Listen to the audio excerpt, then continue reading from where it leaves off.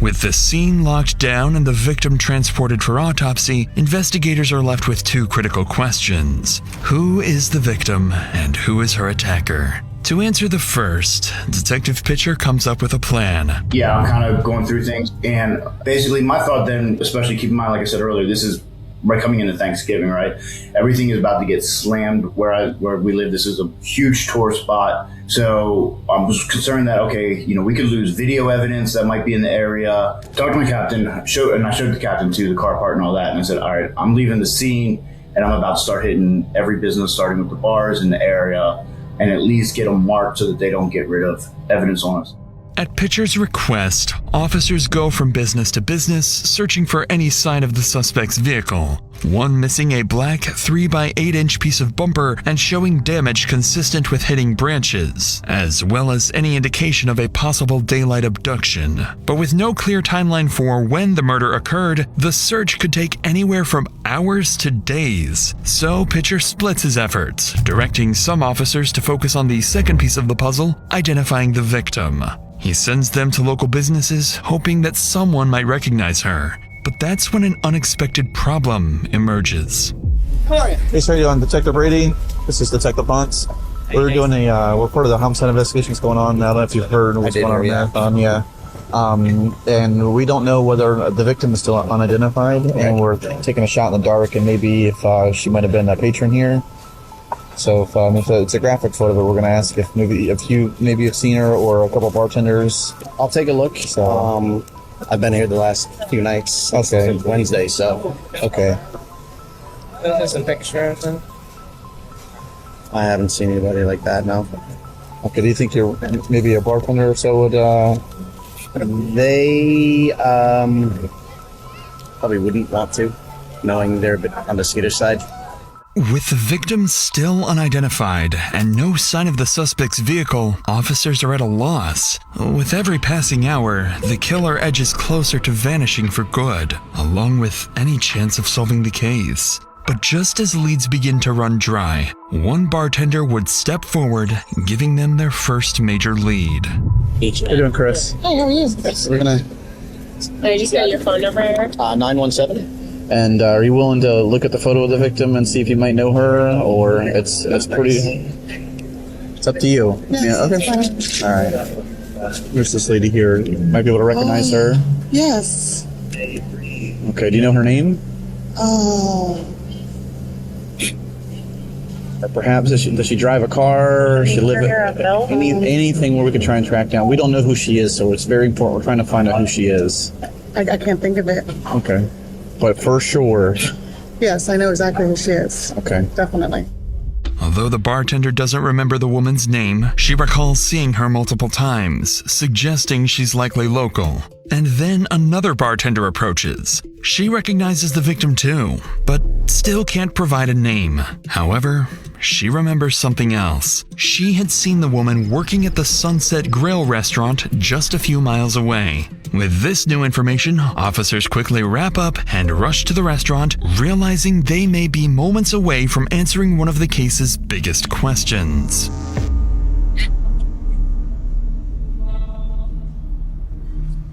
How are you? Hi, I'm Stephanie. Detective Rosa DiGiovanni. The reason that I'm asking is, has she ever worked for you? Oh, she looks familiar. Yes. She did? Yes. And I tried to help her. What do you mean you tried to help her? Well, when she first moved here, she worked for us, and you know when that was, more or less? I have all the dates at That my would be house. great.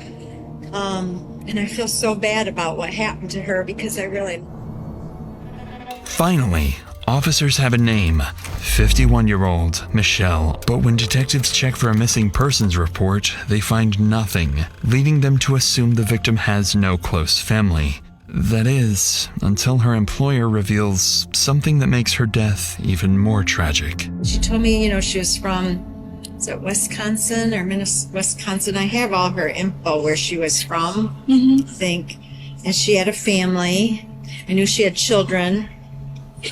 And And her ex-husband, she didn't have custody of her children. But she told me she used to be like a therapist too. And she goes, I know better. I shouldn't be taking these pills and stuff. And I said, well, you know, you need to get straightened up because I'm going to have to let you go. But she did talk always. I don't know her children. I never met her, but she always talked about them. I don't know how old they were. She always talked about going back. I know our children must be devastated. If you talk to her kids or anything, just tell them that, you know, she was a wonder. She had a good heart. She did. That's basically what we're trying to get for her kids, you know. She did. And I always thought that too. I thought, God, I wish her kids knew that I really liked Michelle. Thanks to her employer, officers are able to get into contact with several of Michelle's family members in Janesville, Wisconsin. All of them describe her the same way, kind, with a good heart, but after moving to Florida, she lost contact with them. This information is immediately relayed to Detective Pitcher, who now has one question left to answer. Who is her killer? And that answer may be closer than they think. That time the captain says, all right, I'm going to send a picture of this car part to a buddy of mine who's in narcotics. He is extremely good with cars. She literally sends him this little bit of what turned out to be a bit of a fender. He comes back. First thing, he sends a text. All right, it's going to be from a van, full-size van like this. Within 15 minutes of that, he sends a picture and says it's going to be this type of van. That picture he sent actually ended up to even be the exact same color, everything as the van, as a suspect van, like to the T. But in my mind, I'm thinking, you know, number one, 50% chance it's actually going to be the suspect vehicle. Being able to match that to the vehicle, yeah, probably not going to happen. Naturally, Detective Pitcher is skeptical, but he still relays this information to officers combing through CCTV footage. And to his complete surprise, after 6 hours of finding nothing of value, they're about to stumble upon something big. I don't know how to download it from the system, but he's fixing to go past here in just a minute. Need anything else from us? No, bro. I'm just going to find this vehicle and then try to clip this. I found him. He's right here. Office Max is a ripoff. Right there.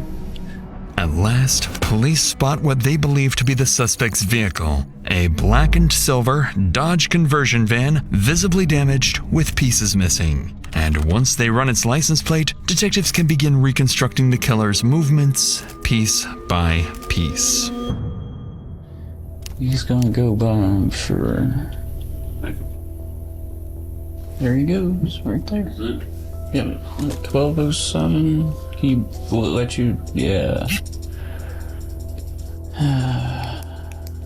That's the van right there.